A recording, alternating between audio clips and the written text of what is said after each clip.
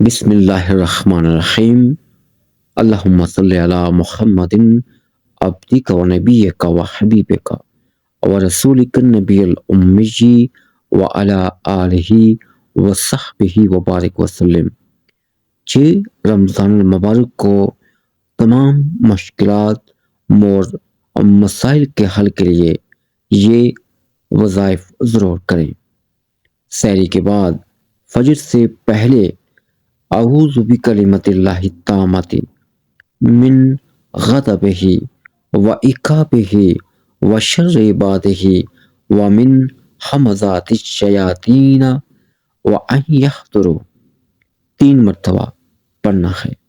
اس کے بعد یا جبارو 216 مرتبہ، پھر سورہ اخلاص 3 مرتبہ۔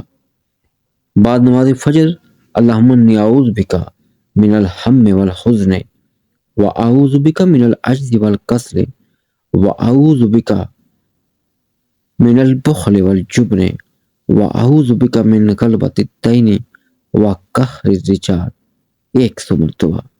اس کے بعد کلمہ طیبہ لا الہ الا اللہ محمد الرسول اللہ 100 مرتبہ پڑھنا ہے۔